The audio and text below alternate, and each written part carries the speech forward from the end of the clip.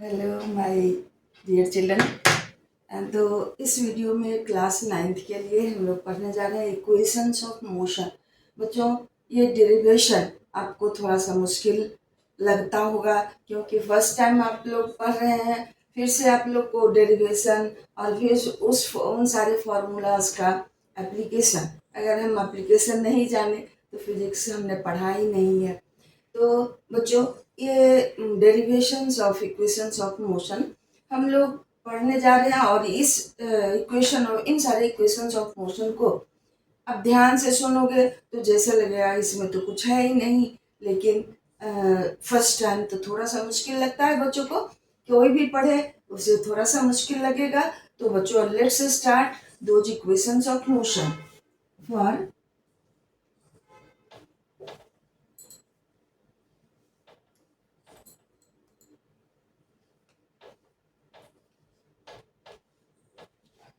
Class 9।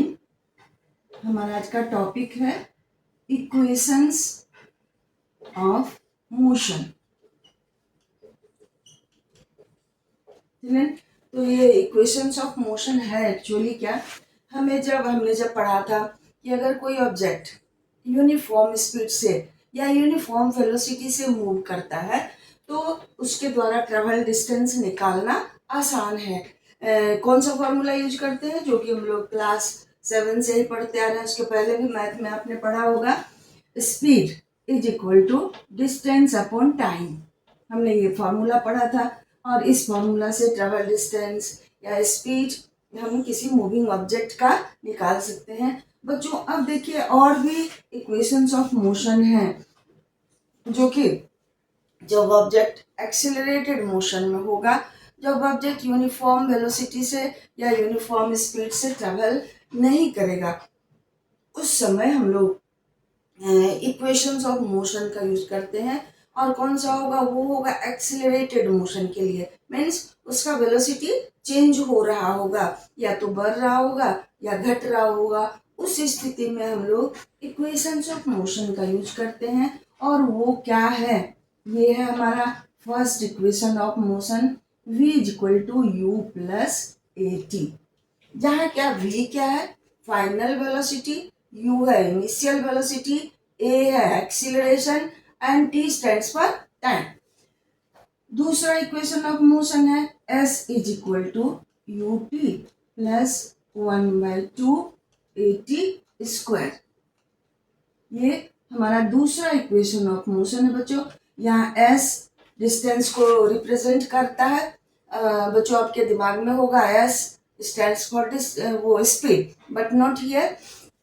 ऐसे हम लोग रिप्रेजेंट करेंगे डिस्टेंस या डिस्प्लेसमेंट को। चलिए, ऑल्दो ये वेक्टर क्वांटिटी है डिस्प्लेसमेंट, तो इसके बारे में हम लोग हायर क्लास 11 में पढ़ेंगे। बट ओवर हियर दूसरा इक्वेशन ऑफ मोशन है s is equal to u t plus half a t square. और तीसरा इक्वेशन ऑफ मोशन हमारा है v square is equal to u square plus 2as। ये हमारा तीसरा इक्वेशन ऑफ मोशन है।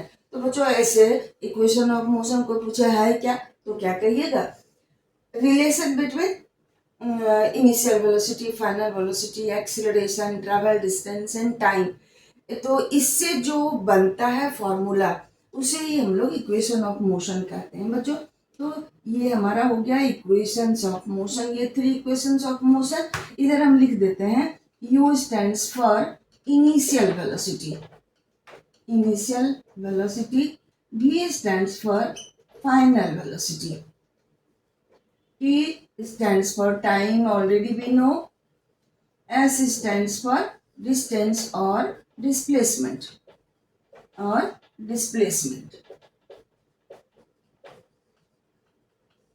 चिल्ड्रन। सो अब हम लोग इन तीनों इक्वेशंस ऑफ मोशन का को डिराइव करने जा रहे हैं बच्चों। तो अब देखिए, फर्स्ट इक्वेशन ऑफ मोशन हमारा है v is equal to u plus a t. ये किस चीज में रिलेशन है, final velocity, initial velocity, acceleration है, टाइम। इस तीनों ऑल द ये चारों जो गिवन क्वांटिटीज है, इन चारों गिवन क्वांटिटीज में हम लोग अगर कोई भी 3 दिया हुआ रहेगा तो 4th हम लोग निकाल सकते हैं बच्चों। तो इस तरह से हम लोग अब देखते हैं इसका डेरिवेशन कैसे है। ऑलरेडी ये हमारा हो गया mathematical derivation of equations of motion. Graph से भी हम लोग डेरिवेशन पढ़ेंगे। तो पहले हम लोग मैथमेटिकल पढ़ लेते हैं, फिर से ग्राफ से पढ़ेंगे। चलिए, ये हमारा v equal to u plus a t में है। तो मान लेते हैं let an object is moving with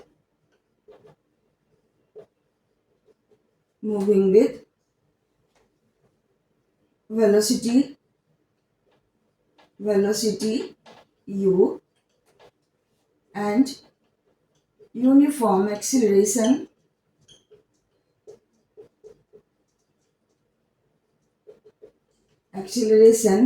a such that after time t its velocity becomes v। Children, so ये हमारा स्टेटमेंट हो गया। और लमसम इसी तरह का स्टेटमेंट ये तीनों इक्वेशन ऑफ मोशन को डिराइव करने में हमें लिखना होता है। तो just u v a t को हम लोग एक सेंटेंस में अरेंज कर दिए कि let an object is moving with velocity u and uniform acceleration a। t समय के बाद उसका वेलोसिटी v हो जाता है। चलिए, सो अब हम देखते हैं। तो यहाँ t सेकेंड के बाद इसका वेलोसिटी v हो गया। तो इन t second change in velocity कितना हुआ? चेंज इन वेलोसिटी हो गया v minus U T second में। चलिए, टी से कंफ्यूजन नहीं होना है। टी एक सिंबल है, उसे हम लोग उसका वैल्यू कुछ भी हम लोग को रह सकता है, मिल सकता है, हम लोग ले सकते हैं। तो ये हो गया। सो इन 1 सेकेंड चेंज इन वेलोसिटी कितना हो गया? v minus u upon T. तो ये हमारा हो गया t सेकेंड में change in velocity v minus you and in 1 second change in velocity v minus u upon T. और इसी को तो हम लोग एक्सीलरेशन कहते हैं। तो ये it is equal to acceleration a। So over here a is equal to v minus u by t। अब क्रॉस मल्टीप्लीकेशन से हम लोग निकालेंगे v minus u is equal to a into t. v minus u is equal to a into t cross multiplication से। So v is equal to u को इधर ले जाते हैं RHS में, u प्लस ए टी। ये हमारा एक इक्वेशन ऑफ मोशन का डेरिवेशन हो गया। Is it very difficult? I think so no.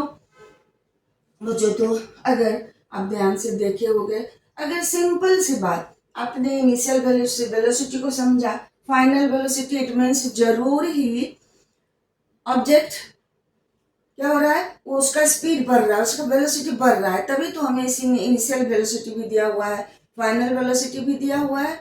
Okay, और जब वेलोसिटी बढ़ रहा है या वेलोसिटी डिक्रीज कर रहा है तो ऑब्वियसली एक्सीलरेशन होगा। चलिए, सो इतनी सी बात हमें ध्यान से समझना है and then things will be very clear to all of us. Now let us see second equation of motion.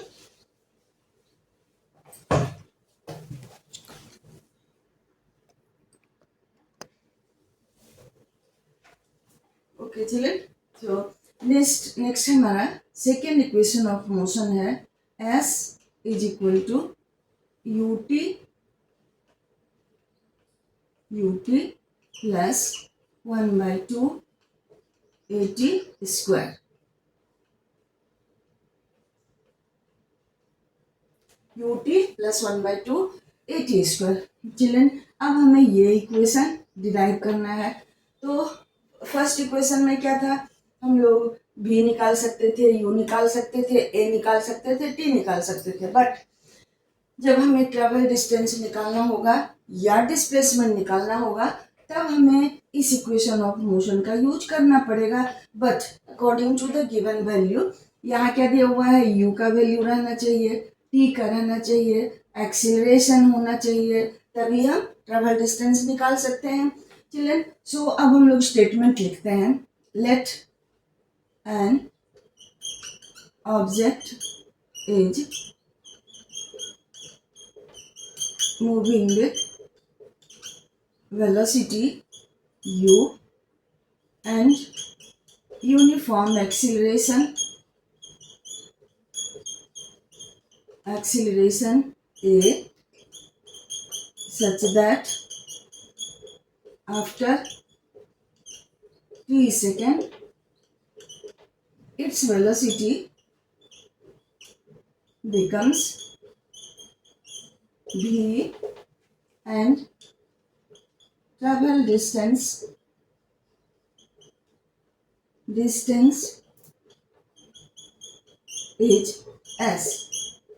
अब हम लोगों ने क्या लिखा, जस्ट जो गिवन क्वांटिटीज है उसको एक सेंटेंस में हमने अरेंज कर दिया कि let an object is moving with velocity u and uniform acceleration a such that after t second its velocity becomes v and travel distance is s। ठीक है, तो चिल्ड्रन डिस्टेंस के लिए वो एवरेज स्पीड के लिए हम लोगों ने, एवरेज वेलोसिटी के लिए हम लोगों ने फॉर्मूला पढ़ा था क्या, कि अगर velocity changes uniformly then in that case क्या होगा, एक्सीलरेशन भी यूनिफॉर्म होगा।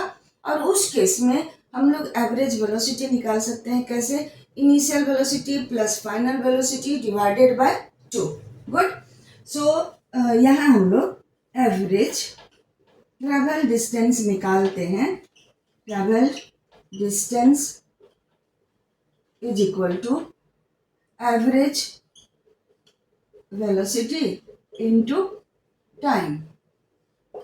अब एवरेज, तो ये हमारा एवरेज वेलोसिटी के हम लोगों ने, के लिए हम लोगों ने फॉर्मूला पढ़ा था u plus v by 2।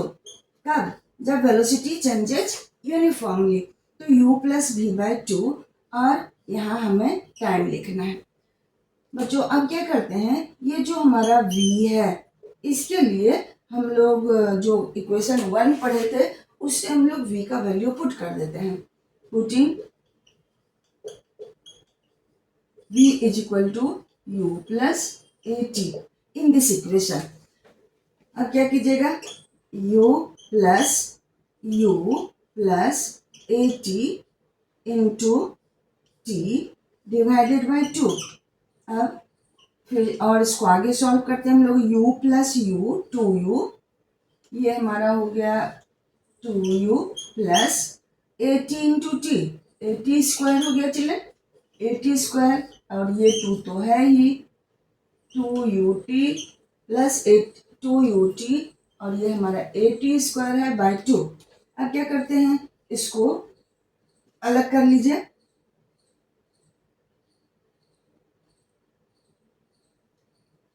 2ut है ये, 2ut तो 2ut by 2 plus 80 square by 2 है, 2 को कैंसिल कर दिए, बच गया हमारा ut प्लस 1/2 80 स्क्वायर। सो हमें एक फॉर्मूला मिल गया अब फाइनल, ये s is equal to ut plus 1/2 80 square. Children, so ये हमारा दूसरा इक्वेशन ऑफ मोशन मिल गया, s is equal to ut plus half 1/2 80 square, half 80 square. So हमने किया क्या, स्टेटमेंट के बाद ट्रेवल एवरेज डिस्टेंस है, तो इसके लिए हम लोग लिखेंगे average velocity into time. Average velocity के लिए फॉर्मूला हो गया u plus v by 2 into T. अब v के जगह u प्लस 80 रखते हैं, तो u प्लस 80 इस v के जगह बाई 2 इंटू टी। अब क्या करते हैं, इसको सिंप्लीफाई कर लीजिए, 2u into T, 2ut plus 80 square by 2। अब उसको अलग अलग कर लेते हैं, 2ut by 2 plus 80 square by 2, हमारा ये फॉर्मूला हो गया। चिल्ड्रन, सो हम लोगों ने इस तरह से हम लोगों ने 2 इक्वेशंस ऑफ मोशन को सॉल्व किया, डिराइव किया, नोट सॉल्व किया, डिराइव किया। इस तरह से हमारा 2 इक्वेशन ऑफ मोशन निकल गया। चिल्ड्रन अब थर्ड इक्वेशन ऑफ मोशन के लिए स्टेटमेंट सेम रखिएगा, यहाँ तक सेम होगा, ठीक है, यहाँ से सारा स्टेटमेंट सेम होगा। ये average velocity sorry average travel distance के लिए भी फॉर्मूला यहाँ तक सेम होगा। अब मैं क्या कर रही हूँ, यहाँ से मैं रब करके आगे वाले आगे वाले स्टेप को मैं फॉलो डिराइव करवा दे रही हूँ बच्चों। अब क्या करते हैं हम लोग,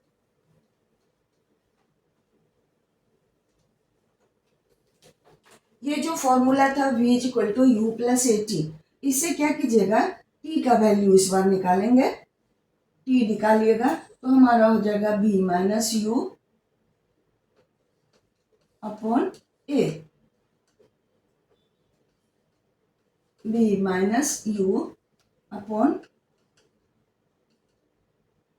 v minus u upon a हो गया ये, ठीक है।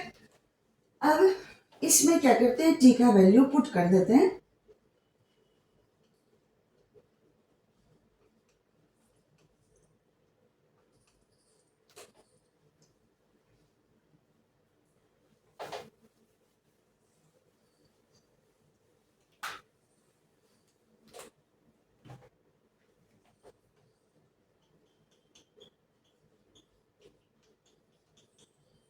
value of t